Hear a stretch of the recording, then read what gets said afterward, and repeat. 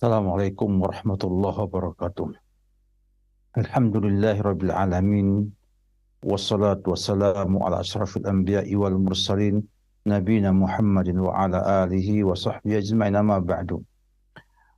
Pemerhati Raja di mana kita berada, alhamdulillah kita bersyukur kepada Allah Subhanahu wa taala atas limpahan taufiknya kita bisa berjumpa kembali untuk tafaqquh fiddin, untuk mengenal kembali ajaran-ajaran Rasulullah sallallahu alaihi wasallam dalam pernikahan atau dalam fikih usrah. Pada hari ini kita akan membahas sedikit tentang hal-hal yang berkenaan dengan akad pernikahan. Di antaranya adalah tentang rukun pernikahan. Rukun akad pernikahan yang para ulama berbeda pendapat tentang rukun ini apa saja. Namun di antaranya ada yang mengatakan hanya ijab dan qabul saja. Ada yang mengatakan dia adalah adanya dua orang istri, suami istri atau mempelai putra dan putri serta ijab qabul. Ada yang mengatakan ada 4 rukun sebagaimana pendapat mazhab Syafi'i yang cukup masyhur, yaitu adanya sirah atau ijab qabul, adanya zaujah istri, ya, kemudian adanya syahadah bersaksi, dan adanya aqidan, 2 orang yang bertransaksi yaitu suami dan wali. Inilah yang disampaikan oleh para ulama Syafi'iyah sebagai dalam kitab Tuhfatul Muhtaj, juga Hasyiatul Al-Jumal, juga Hasyiah Al-Bajrumi dan yang lain-lainnya, sampaikan bahwa rukun pernikahan ada 4. Yang pertama adalah sirah atau ijab qabul, yang kedua adalah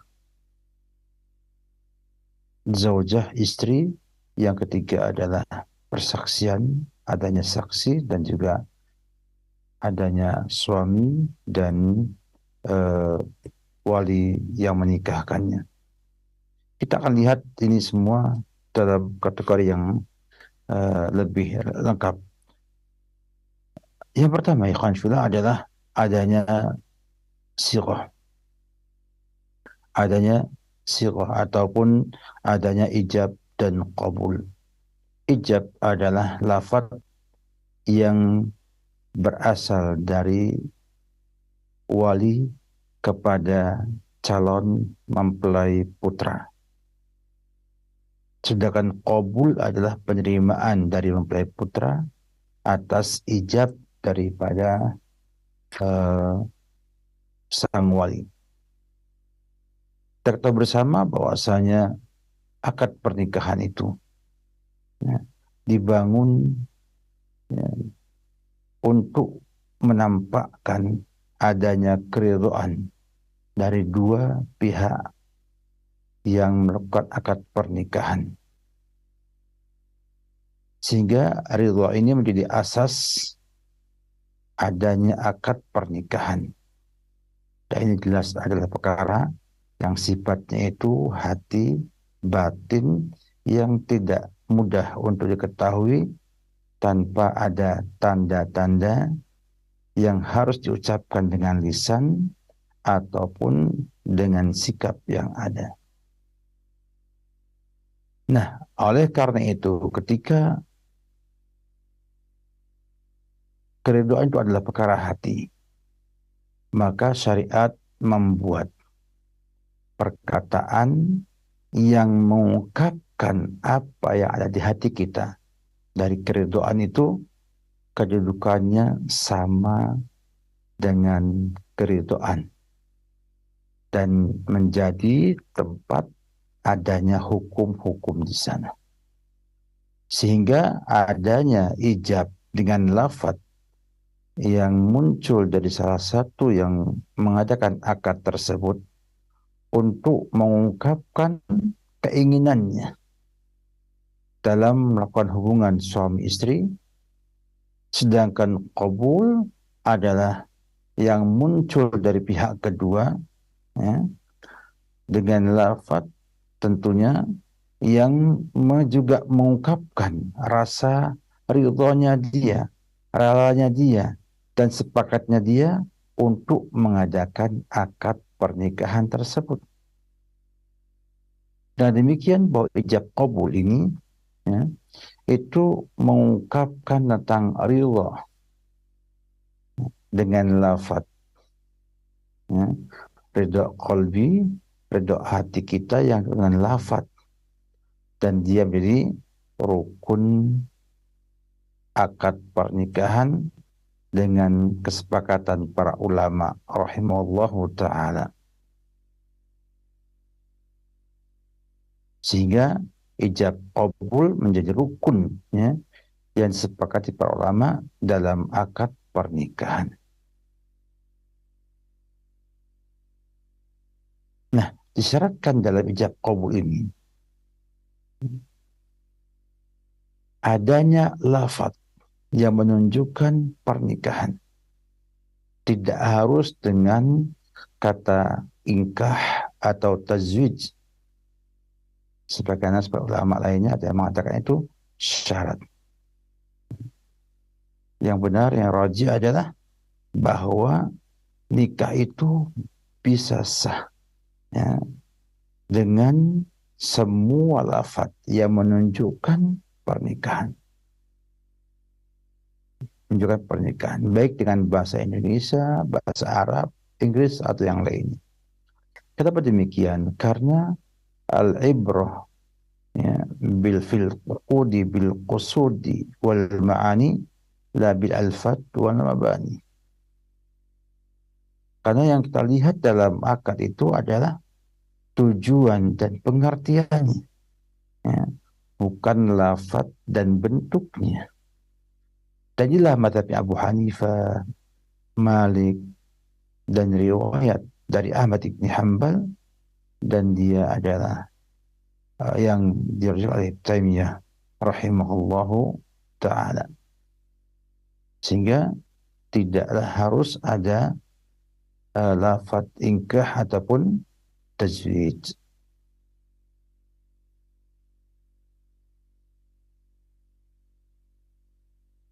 Nah, ijab qabul ini, ya, harus dilaksanakan oleh orang-orang yang memang punya keahlian atau punya kompetensi untuk mengadakan akad.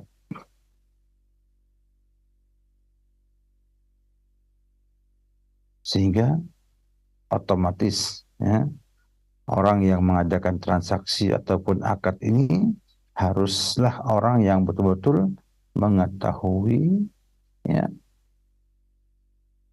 akad tersebut dan bisa menampakkan keridhaan dan juga pilihannya.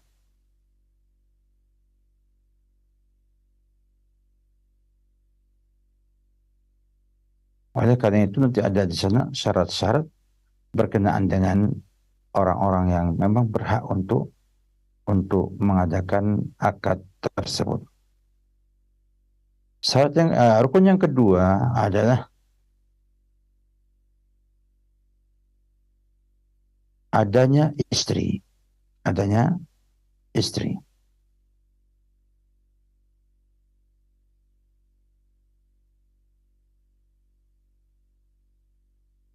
Atau adanya mahal, di mana istri ini, kata ulama rahimahullah ta'ala, ada dua syarat. Yang pertama adalah wanita, dan yang kedua adalah tidak ada di sana larangan untuk menikahinya. Oleh karena itu, yang pertama didapatkan oleh para ulama rahimahullah ta'ala bahwa di antara rukunnya adalah wanita itu, atau istri itu adalah wanita. Kenapa demikian? Karena dahulu ada sebagian ulama dalam banyak buku fikih sampaikan adanya pernikahan dengan jin, dengan jin, ya. Namun itu sebetulnya adalah perkara yang sulit untuk dipraktekkan alam nyata, ya, walaupun ada kisah-kisah ya, yang kita belum tahu keabsahannya ataupun kepastiannya, yang jelas bahwa pernikahan itu adalah pada wanita manusia,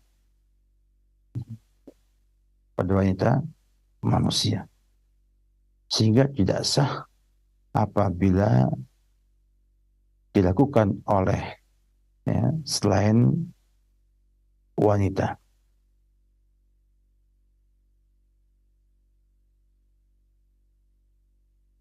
Demikian juga dengan ini, jelaslah bahwa pernikahan yang sekarang sedang dipropagandakan oleh sebagian orang, pernikahan sejenis, itu tidak memenuhi syarat pernikahan secara syar'i.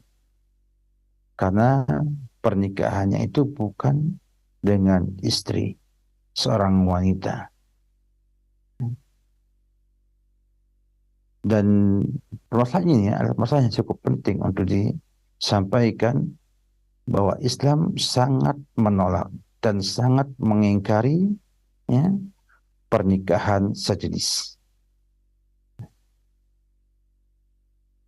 Kenapa demikian? Karena banyak sekali ya, eh, akibat buruk dari pernikahan yang seperti ini.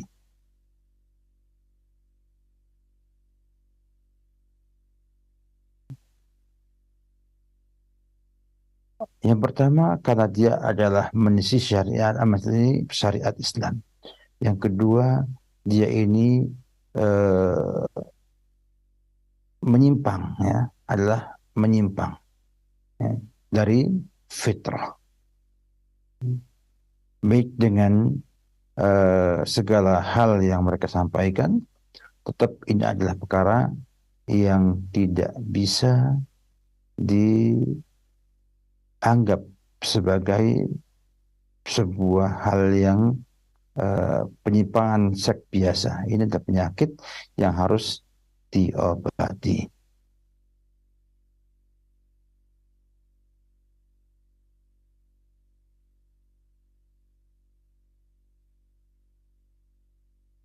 Di antara bahaya-bahaya pernikahan sejenis ini, ya,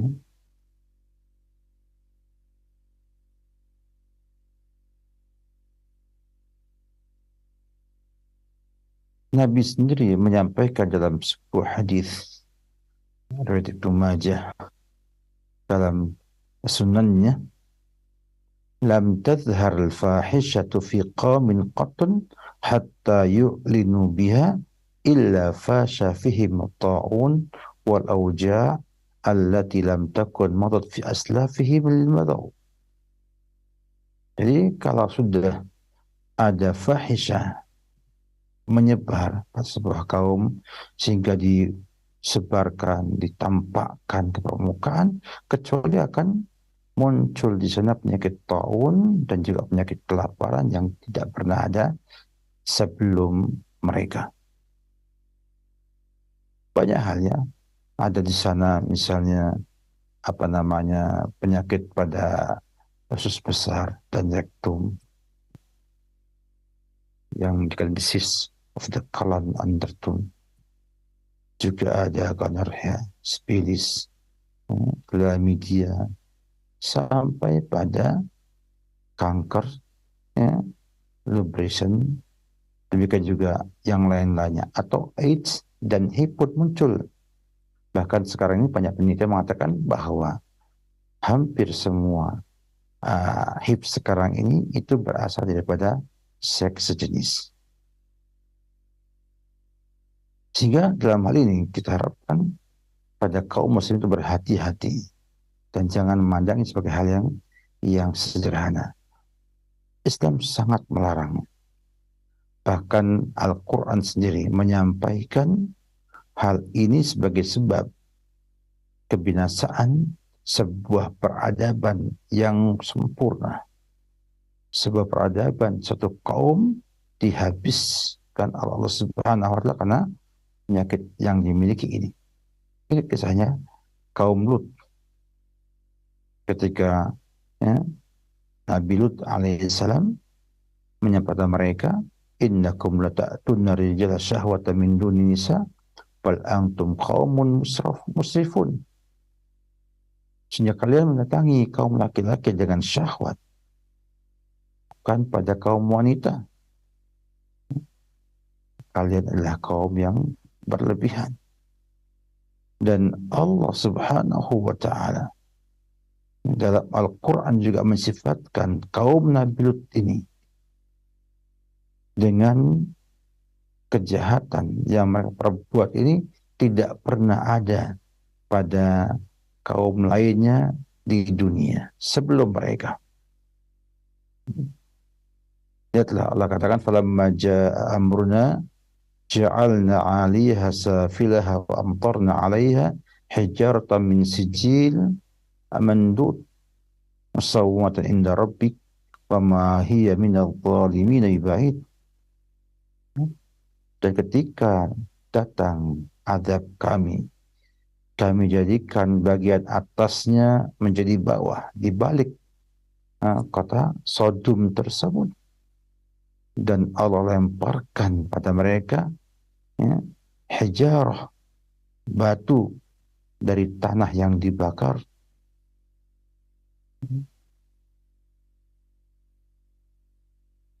Dan Allah habisi semuanya. Disampaikan wa ma hiya minadh dhalimin ba'id. Dan azab Allah itu tidak jauh daripada orang-orang yang zalim.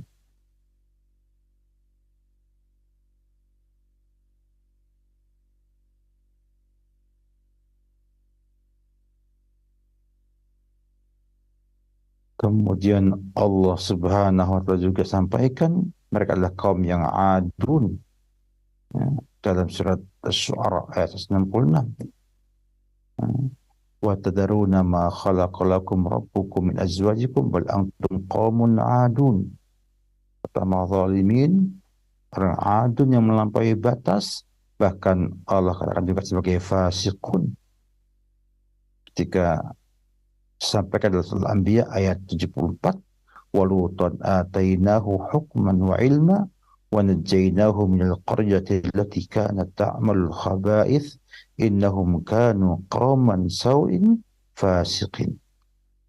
Subhanallah, Allah kabarkan dengan 3 julukan untuk mereka. Yang pertama sebagai kaum yang zalimun, musrifun, zalimun, adun, dan fasiqun, kepada mereka yang berbuat seperti kaum Nabi Lut tersebut.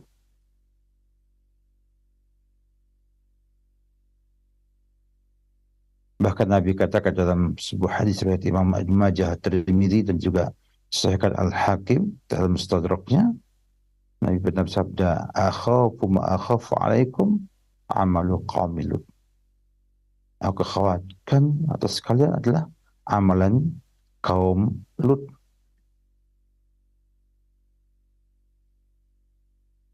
Jadi di sini menunjukkan bahwa Islam sangat menentang sekali.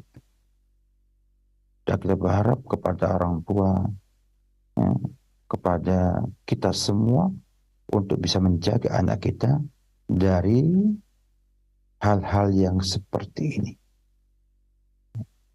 Dan alhamdulillahnya Allah Subhanahu wa Ta'ala ketika ada sebuah penyakit, maka akan ada penyembuhan di sana.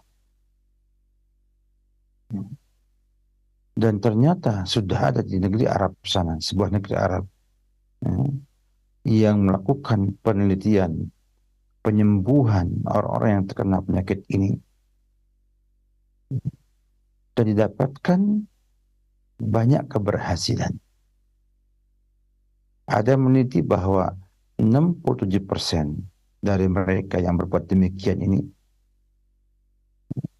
yang laki-laki itu sembuh menjadi normal seperti biasa. Juga ada yang mengatakan dari penelitian mereka bahwa 75 orang laki-laki dan 50% perempuan yang terkena penyakit seperti ini, penyakit bisex, Pernikahan seksual sejenis itu bisa disembuhkan dan bisa menikah dengan pasangan lawan jenisnya, ya, yang alami. Dan bahkan di antara mereka mengatakan bahwa dengan dia sembuh daripada penyakit serupa dengan sejenis ini, menimbulkan, kata mereka, aksar tukuratan, lebih kuat sebagai laki-laki dan sebagai wanita ketimbang mereka masih seperti yang sebelumnya. Menunjukkan bahwa di sini ada sebetulnya cara pengobatan untuk penyakit seperti ini, agar supaya yang sudah memiliki penyakit seperti ini bisa berobat, bisa terapi agar bisa meninggalkan penyakit yang berbahaya ini. Penyesalan bukan di awal, tapi di akhir. Setelah 5 tahun, 6 tahun, akan banyak penyakit yang menimpanya. Karena memang itu tidak benar. Tidak benar oleh syariat, dan semua yang diharapkan syariat mesti apa? Berbahaya bagi kehidupan manusia. Kemudian syarat yang kedua adalah bahwasanya sang wanita itu tidak dilarang dinikahi. Baik sifatnya dia itu abadi seperti dia mahram, ya, yang muabbad, ataupun mahramnya muaqqat. Seperti misalnya masih punya ikatan suami istri dengan orang lain, atau masih mu'taddah, atau juga, ya, dia ini bukan muslimah, dan yang lain-lainnya. Sehingga istri itu syaratnya ada dua. Yang pertama adalah wanita manusia. Yang kedua adalah tidak ada larangan untuk menikahinya dalam syariat Islam. Kemudian persaksian, ya, adanya saksi, yang kita akan bahas syarat saksi bagaimana pada perjumpaan depan insyaallah ta'ala. Dan juga ada namanya syarat pada aqidah, pada calon suami dan juga sang wali.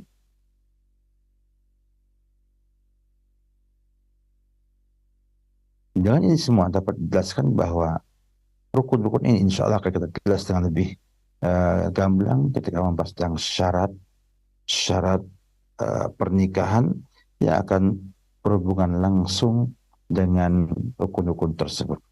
Jadi ada 4 rukun, ya. Yang pertama adalah sirah atau ijab qabul. Yang kedua adalah wanita atau istri. Yang ketiga adalah saksi. Dan yang keempat adalah aqidah, wali dan sang mempelai putra yang mengadakan akad dalam hal ini. Sehingga kelima hal ini atau keempat hal ini, ada khilaf ulama, ada malah 5, ya. 4 hal ini adalah rukun yang wajib ada dalam sebuah pernikahan, sebagaimana pendapatnya madhab Asy-Syafi'iyah rahimahullahu ta'ala, dan yang rajih insyaallah ta'ala.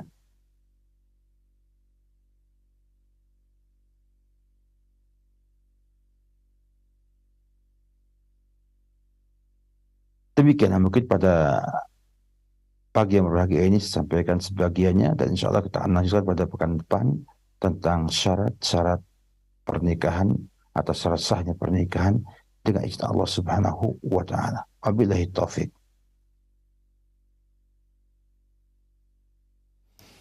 Ikhwatal Islam, pendengar Radio Roja dan pemirsa TV Roja dimanapun Anda berada, demikianlah bimbingan dan pelajaran telah kita simak bersama dari Ustadz Khalid Samudi LC di kesempatan pagi hari ini. Semoga bermanfaat dan Allah berikan taufik untuk kita bisa memahaminya. Selanjutnya, bagi Anda yang ingin memperdalam materi ini, bisa secara langsung bertanya kepada Ustadz Khalid Samuudi LC, baik melalui telepon maupun pesan singkat. Yang pertama kami akan coba angkat dari telepon. Silahkan. Halo.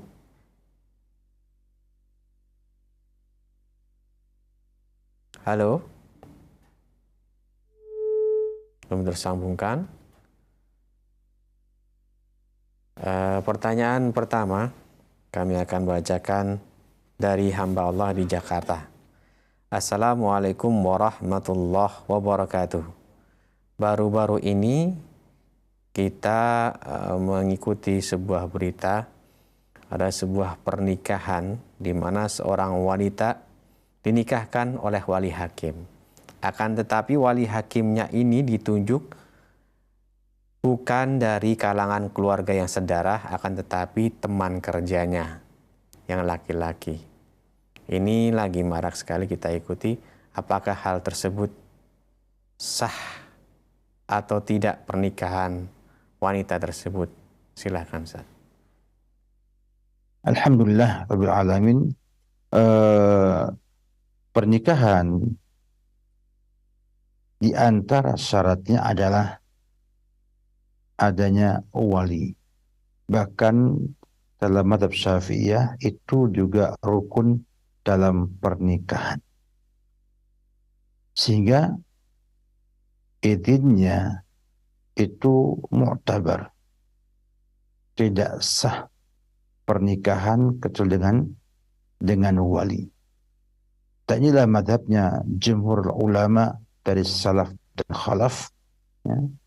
Baik mazhab Syafi'iyah, Malikiyah, juga Ahmad, ya, dan juga ahlu zahir, ya.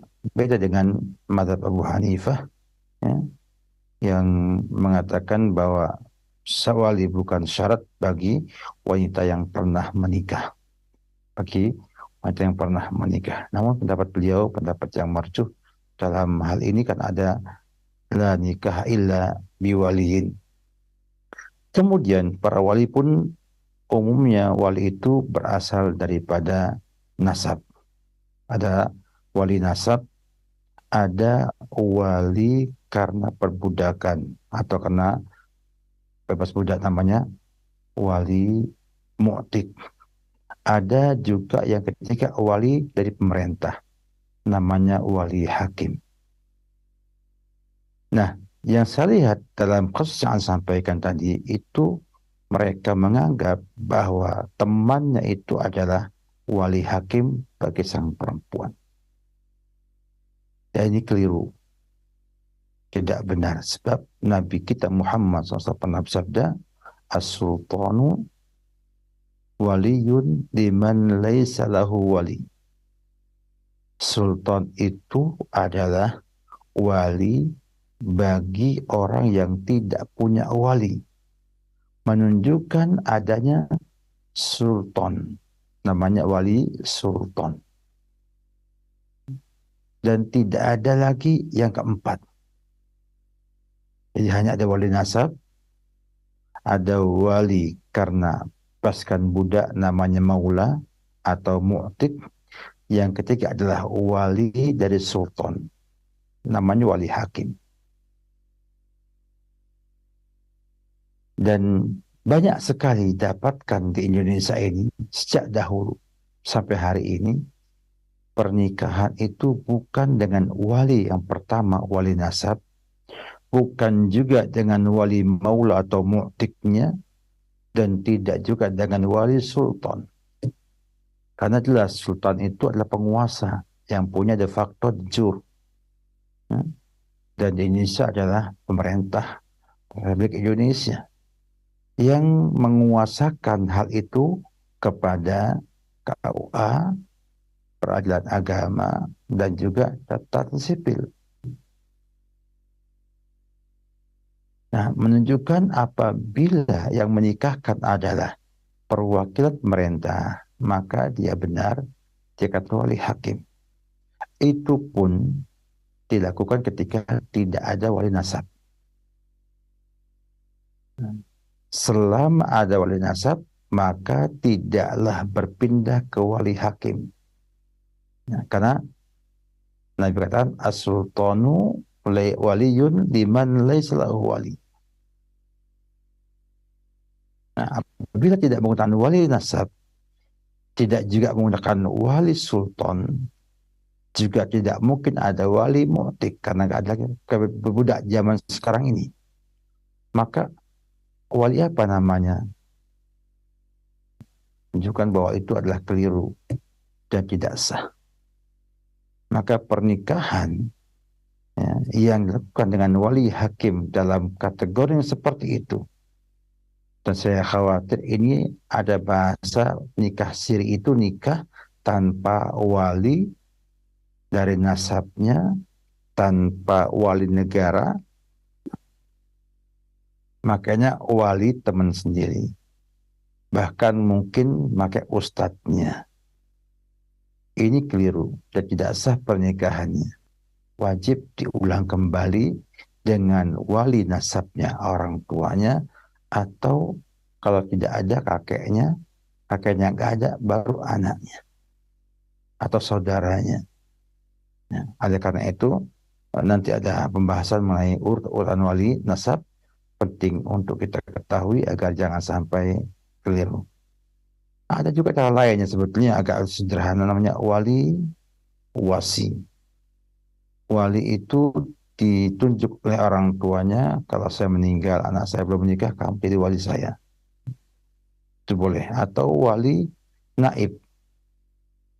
Artinya sang bapak mewakilkan kepada orang lain untuk menikahkannya. Ya, sebagai ganti, sebagai wakil daripada sang bapak tersebut. Dan ini saya banyak. Seperti misalnya orang tua minta KUA mewakili ya untuk menikahi anaknya, menikahkan anaknya. Maka KUA menjadi wakil atas sang bapak tersebut. Itu sah. Tapi di sini kita lihat bagaimana tidak adanya perwakilan, tidak adanya apa saja namanya, bahkan orang tuanya nggak tahu kalau menikah. Ini adalah sebuah musibah dan kita harapkan jadi pelajaran bagi semuanya, baik ustadz yang menikahkan tanpa wali ataupun juga teman kerjanya ataupun yang lainnya yang tidak berhak untuk menikahkan seorang wanita, hendaknya tidak menikahkan seorang wanita karena akibatnya cukup hebat. Ya, kalau tidak sah pernikahannya, maka hubungan suami istrinya, anak-anaknya ke depan jadi permasalahan. Dan yang membantu punya partisipasi mendapatkan juga bagian dari dosa tersebut. Maka dilarang kita berfatwa tanpa dalil, tanpa kebenaran, dan tidak boleh berbuat tanpa ada ilmu yang betul-betul benar dari Al-Quran dan Sunnah Nabi kita Muhammad Sallallahu Alaihi Wasallam. Wabillahi taufik. Baik Ustaz, barakallahu fikum wa jazakallahu khairan. Selanjutnya kami bacakan kembali pesan singkat yang telah masuk. Assalamualaikum Pak Ustadz, saya dari Bandung. Bolehkah bertanya, apakah jodoh itu termasuk ketentuan yang Allah tetapkan yang tidak bisa dirubah lagi? Apakah jodoh itu ditentukan sebelumnya? Kalau udah ditentukan, kenapa ada yang bercerai? Terima kasih Ustadz, silahkan. Kita tahu bersama bahwa yang namanya jodoh itu adalah menjadi perkara yang tidak kita ketahui. Ya, Allah menetapkan sesuai dengan hikmah dan keagungannya. Dan itu sudah didahulukan oleh Allah Subhanahu wa Ta'ala dengan takdir yang sudah Allah tetapkan di Lauhil Mahfuz. Demikian juga bila ia berjodoh dosa pernikahan, kemudian juga bercerai, itu sudah ditetapkan oleh Allah dalam Lauhil Mahfuz. Hanya kita nggak tahu apa kita ini akan berjodohnya itu akan kekal atau sementara. Kita wajib mengimani semua bahwasanya Allah Subhanahu wa Ta'ala ya, menakdirkan kita dengan jodoh yang ada, dan perceraian pun menjadi bagian dari Allah Subhanahu wa taala. Hanya kita diminta untuk berusaha, ya, eh, mohon kepada Allah Subhanahu wa taala untuk bersungguh-sungguh dalam mempertahankan rumah tangga kita.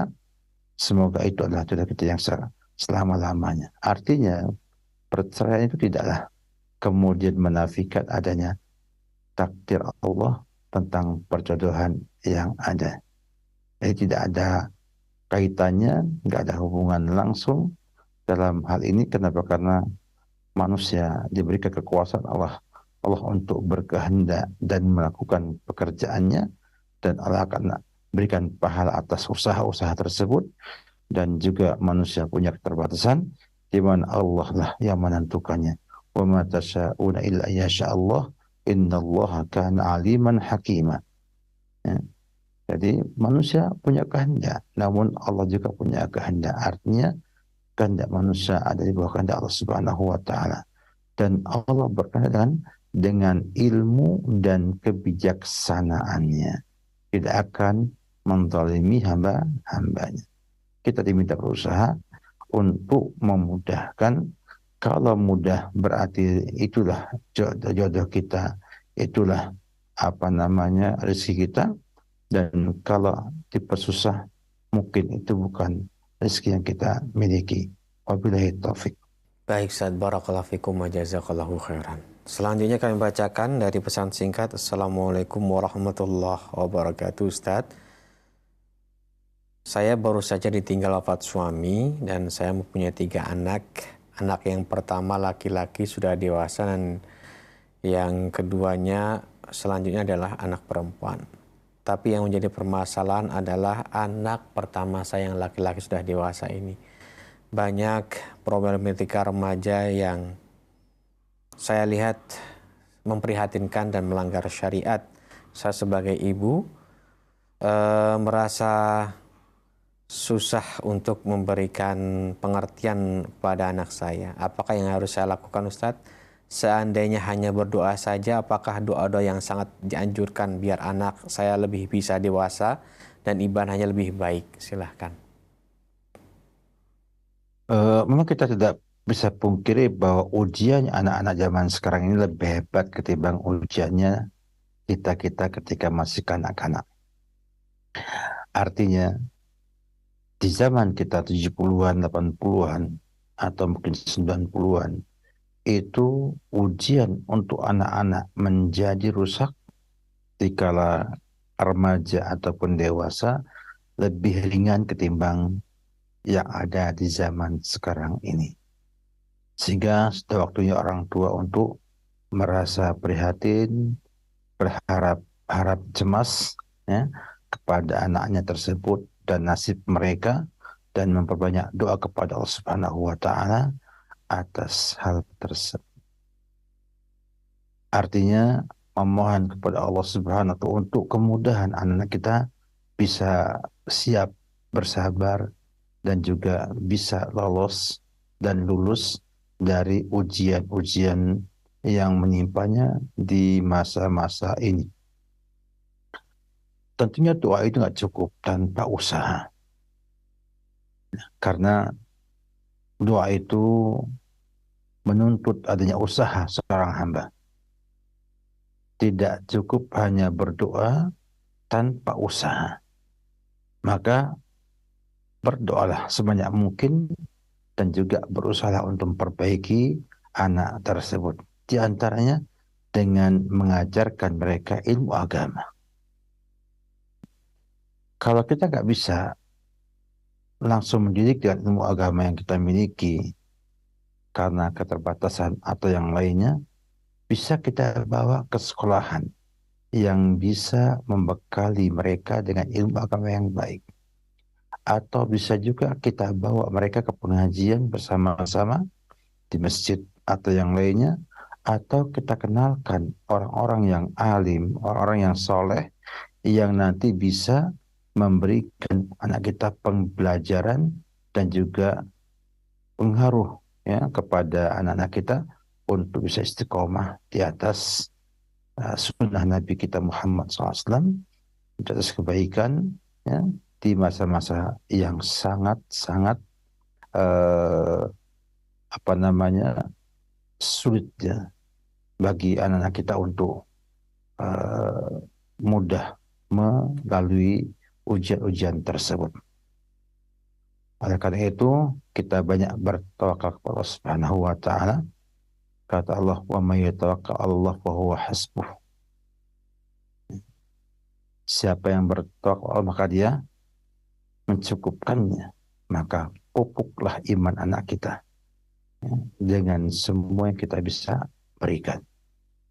Karena imanlah yang akan menyempurnakan tawakal anak tersebut. Dan tawakal yang akan membuat mereka cukup menghadapi ujian yang ada. Fatawakkal 'ala Allah wa 'ala Allahi fatawakkalu in kuntum mu'minin. Kata Allah Subhanahu wa taala. Ya. Hendaknya bertawakallah kepada Allah Subhanahu wa taala jika kalian mukminin, menunjukkan bahwa tawakal itu menunjukkan adanya iman. Dan semakin baik iman, semakin baik tawakalnya. Dan tawakal punya kelebihan dan keutamaan mencukupkan segala sesuatu. Oleh karena itu banyak bertawakal Allah Subhanahu wa taala dan juga mengajak anak kita untuk banyak tawakal sama Allah Subhanahu wa taala dengan makna yang sebenarnya, yaitu bersandar kepada Allah, menyerahkan urusan kepada Allah dengan sebuah keyakinan Allah pasti akan mampu menunaikan keinginan tersebut, memudahkan kebutuhan kita tersebut, dan mengerjakan hal-hal yang menyebabkan munculnya anak itu ataupun harapan tersebut. Contohnya, bila kita bisa melihat anak kita itu dalam kondisi mengkhawatirkan, maka kita serahkan sama Allah Subhanahu wa taala. Kita doa sama Allah Subhanahu wa taala, sampai ke anak saya ini, ya Allah, berikanlah pada mereka perlindungan dari hal-hal yang tidak baik. Ya. Dan yakin hanya Allah yang bisa melindungi anak tersebut. Kemudian mencoba untuk mencari sebab yang bisa melindungi anak tersebut. Misalnya sekolahkan sekolahan yang baik, kemudian dicarikan teman yang baik, ataupun ustadz yang baik yang nanti bisa membantu anak itu istiqomah dalam perjuangannya menghadapi fitnah dunia dewasa ini. Dan salah orang tua yang merasakan menggampangkan urusan.